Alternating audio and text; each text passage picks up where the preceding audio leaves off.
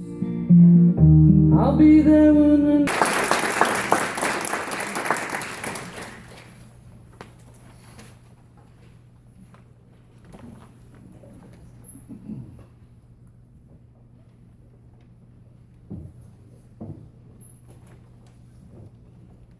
Good morning. Good morning. Happy Easter, happy Passover, happy pagan mating ritual.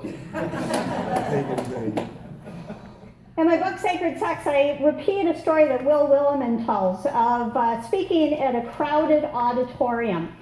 His introduction, he felt, was more than his message really deserved, but he remembered that a professor had told him that when your sermon is weak, say it louder. So he was loud, and he was passionate, and he was emotional, and he stood on that stage and he said, "What is the greatest, most significant event our faith has to offer?" And he bellowed, "The election!"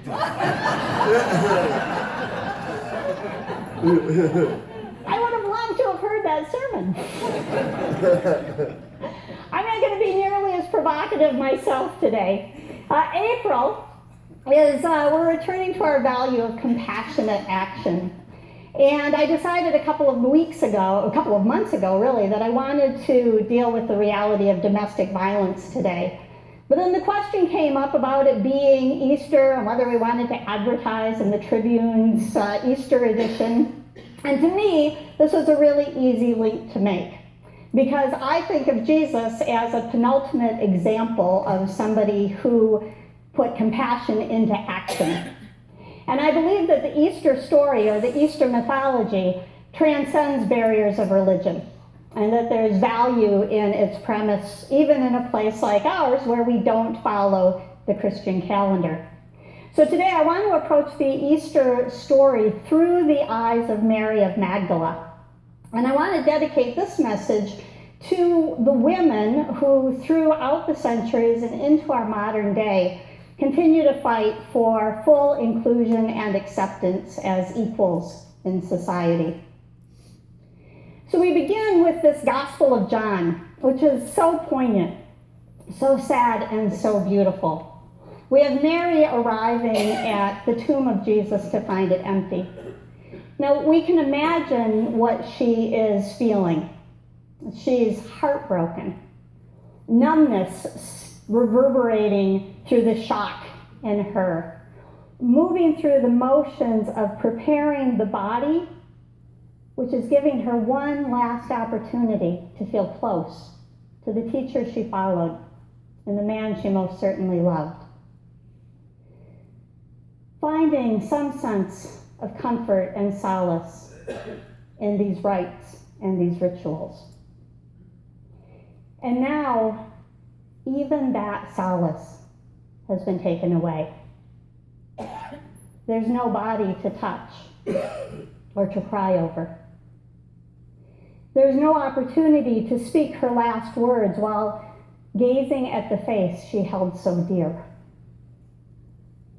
There's only hollow emptiness and the surety that all of the joy has gone out of her life. Feeling small and insignificant and utterly alone. Indeed, 2,000 years ago, women as a whole were considered small and insignificant. They had few of the rights of men. They weren't allowed to give testimony in court or to file for divorce. They weren't allowed to learn the Torah. They were expected to be pretty much invisible when they were outside of the home. Public meals were intended for men, and if a woman did show up, she was assumed to be a prostitute. Women lived on the margins of society. And for a brief moment of time, Jesus raised Mary and the other women that he interacted with to the glorious height of equal. His behavior toward women was nothing short of scandalous. He talked to them, he healed them, he defended them, he ate with them, and he even learned from them.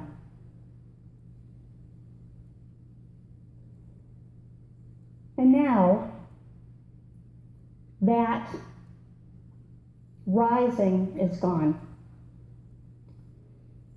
So profound is Mary's grief that she doesn't even recognize him when he speaks to her. Until he calls her by name. When he calls her by name and recognizes her for who she is, then she recognizes her teacher. When he calls her by name and recognizes her for who she is, then she is filled with new life. When he calls her by name and recognizes her for who she is, in a very real sense, it is Mary who is now resurrected. So why, in this moment of mystical reunion, would Jesus torment her further by telling her not to hold on to him? Shouldn't he have swept her into his arms and held her as she wept? Shouldn't he have offered words of consolation and assurance? Was he being as obviously cruel as it sounds? The Gospel of Mark is the most mystical of the four Gospels that were accepted into the official canon. And in it, the author is always using common language to point out something that's not obvious. Could it be that he's at it again? That he's using these common words to point to something more spiritual? Mary, you don't have to hold on to me. You don't have to cling to my physical presence, because everything that you saw in me is in you. That spirit that you sensed in me, that spirit is in you. That's what I came to show and teach you. That the divine that lives in me lives in you. In the Gospel of Mary Magdalene, which did not make it into the official canon, Jesus tells his disciples that the Son of Man dwells in them.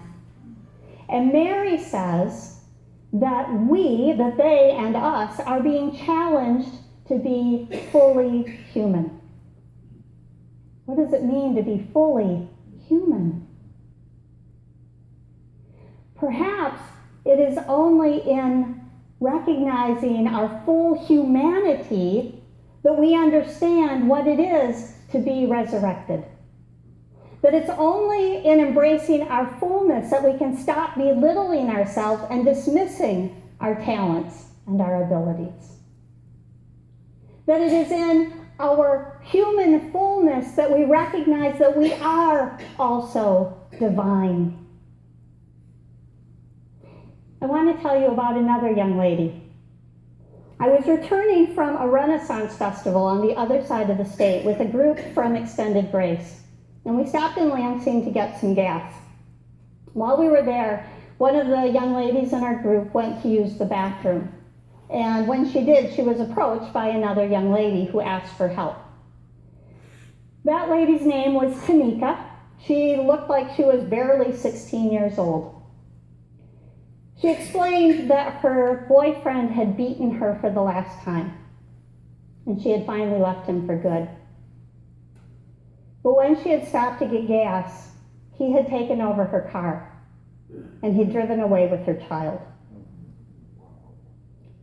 I called the police, and I waited with Tanika until they arrived. And then I left her in the police officer's care with my card. I told her to please reach out to me if I could help her find legal assistance or shelter or help in any other way.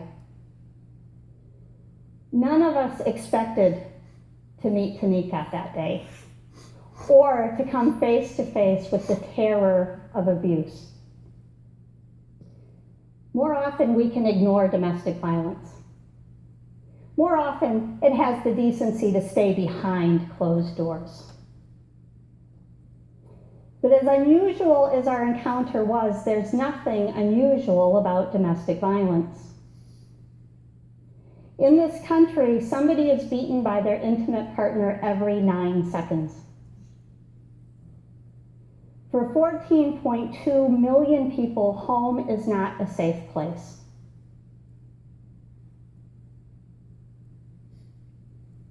Teenagers are increasingly reporting more violence, and many now believe that violence is just an unavoidable aspect of their relationship. 1 in 3 will experience violence or the threat of violence by the end of this year. Domestic violence knows no barrier of age or race or socioeconomic class. And while it is true that 1 in 3 women will experience abuse at some time in their life, it's also true that as many as 1 in 4 victims are now men. The FBI reports that there will be violence at some point in 2/3 of all marriages. And the dynamic is equally true among same-sex relationships as it is in heterosexual relationships.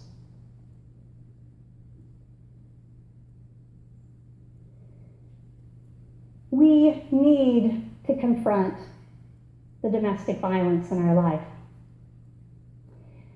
I never heard from Tanika again. The frustrated police officer told me that her boyfriend was in trouble for a lot of things, but in the end, Tanika chose not to file charges. The officer was angry and ill-informed. I was pretty dismayed when he said to me, you know, people like her just like to get hit. I tried to explain, and I hope I had some impact. I understand where that thought comes from. Probably the most common question is, why would somebody stay in a violent relationship? It just seems logical. It's just common sense that you'd get out of the house. There are so many barriers to freedom. One of those barriers is it's dangerous. For people in domestic abuse, the time that they leave can often be the most dangerous time in their life. 75% of women who are killed by their partner are killed after the relationship ends or as it is ending. But beyond that very real physical danger, there are so many emotional barriers. A lot of men and women don't realize they're being abused, particularly when we propagate a cycle of generational violence. When somebody grows up in a violent home, they are far more likely to either become victims or perpetrators of violence later in their life. And domestic violence isn't just about physical violence. It's also about sexual abuse, financial abuse, emotional abuse, and psychological abuse. At its core, domestic violence is about control. It's about scaring somebody or intimidating somebody or forcing somebody to do something or to not do something against their will. And it's important to get an idea of this cycle of violence. People who abuse other people don't begin the relationship by being abusive. Abuse only comes when it's safe to get away with it. Usually people who become abusers start as seducers. They shower compliments on people. They praise their partner. They lavish them with gifts. But eventually that goes away and minor incidents start happening. Communication breaks down. And the partner starts feeling like they're walking on eggshells. That period of tension can't be sustained indefinitely, so eventually there's an incident. It might be physical, it might be sexual, it might be emotional. Afterward, The abuser apologizes. They might even cry.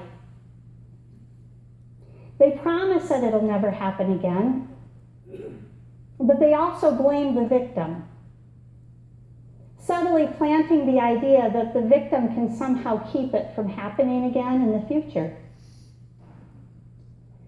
In the honeymoon stage that follows, they might once again shower presents and affection on their partner. In a while, they start denying that the incident took place or that it was as bad as their partner claims. A little while later, and the incident might be entirely forgotten. And then little things start happening again. And the victim remembers that it is their responsibility to make sure that there's not another incident. Of course, whatever they do, another incident happens. That whole cycle can take over a year, or it can happen in a couple of hours. As time goes on, it tends to move faster and faster, and eventually the calm and the honeymoon stage might disappear completely. Religion is another barrier to freedom. All of us know that you can't possibly use scripture from any tradition to justify violence. And yet we all know that scripture is regularly misused. Good Christian men and women feel compelled to stay in abusive relationships because of scriptures about honoring a husband or providing for the wife or turning the other cheek.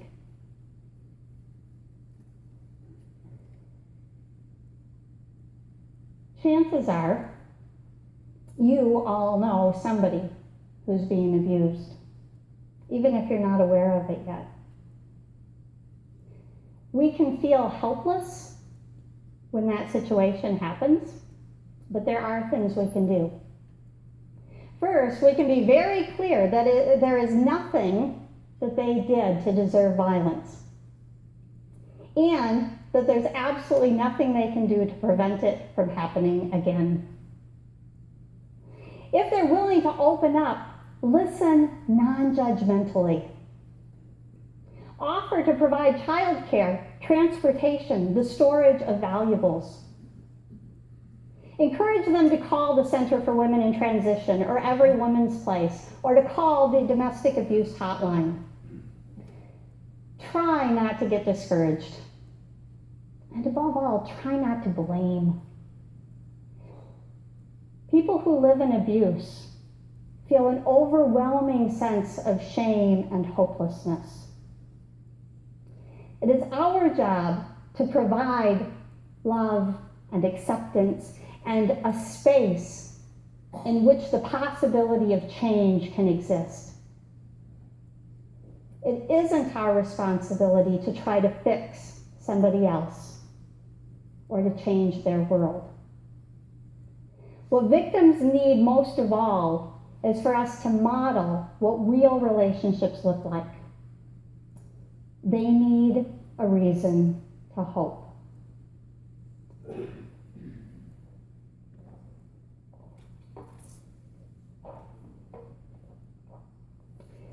When all is said and done, I find that the best explanation for why, and the most concise explanation, comes from Don Miguel Ruiz. I love this. He says that if you are in a relationship with somebody who beats you up more than you beat yourself up, that you'll leave. But if you're with somebody who beats you up just a little bit less than you beat yourself up, you'll stay forever. I suspect that it's also true that nobody who beats anybody else up beats them up physically more than they beat themselves up emotionally. I know what Ruiz said about staying in relationships was true for me. I used to believe wholeheartedly in my own unworthiness. I was so deeply flawed. My life was filled with so much chaos and turmoil, and I had made so many bad decisions. I came to this point in my life where I really did want to enter into ministry. I really wanted to make a difference in people's lives. I wanted to change the world. But I knew that God wouldn't be able to use me for anything like that.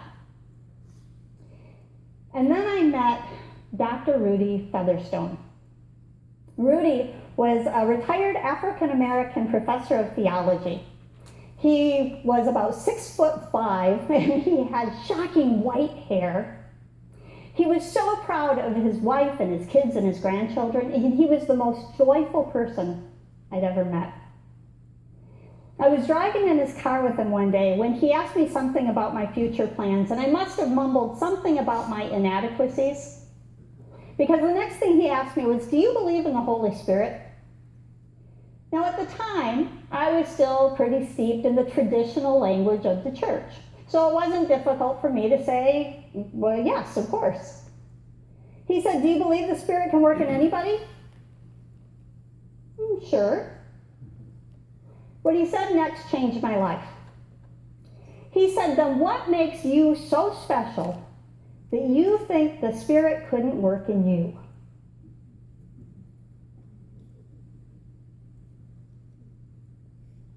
I couldn't argue with him then, and I wouldn't argue with him today. Even though my concept of God and Spirit have changed over time, I believe that there is an energy that permeates this universe, and I am part of that universe, which means I am part of that energy, and that energy is part of me. That's the glorious good news of the Easter story. That we can never be separated from God, because however we define God, we are in that. And that is in us. My experience led me to start talking more and more openly about my life living in domestic violence. And I talk about it openly now because there's so many people that have approached me to share their story only after I shared mine. Only after they knew that I would not meet them with judgment for the circumstances they found themselves in. As a result of my experiences, I founded the Healthcare Domestic Violence Initiative in Muskegon County. And in that role, I was speaking once to the people at the Fruitport Lions Club. At the end of my presentation, I opened it up for questions and comments.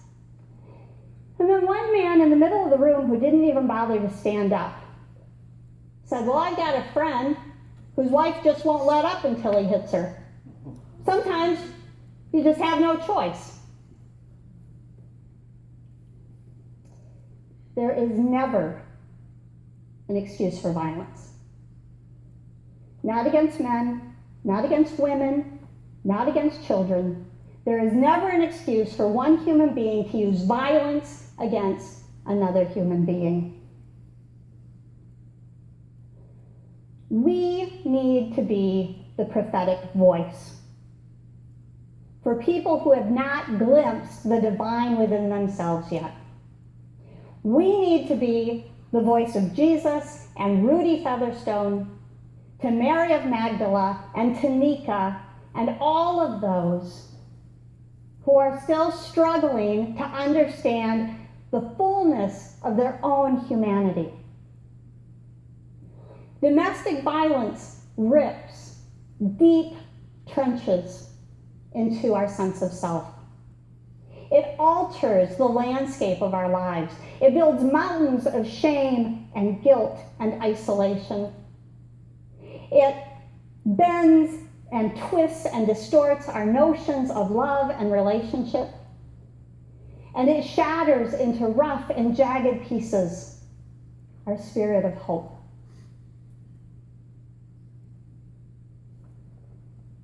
Individually, we can have a profound effect on a family member or a friend.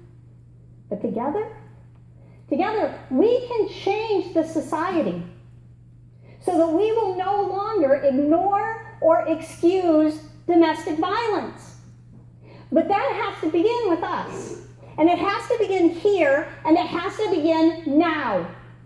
So I want everybody to stand up. And I want you to face somebody. Face somebody. Okay, face me. Face me. Does everyone have somebody here? You too. Or here, Steve needs somebody too. So are we all facing somebody? Yes. I want you to repeat after me, but the first phrase I'm going to use, I'm going to end with my name, and I'd appreciate it if you used your own name instead of mine. Okay? My name is Barbara. My name is I am fully human. I am fully human. I recognize my humanity. I claim my divinity. I see the divine in you. Namaste.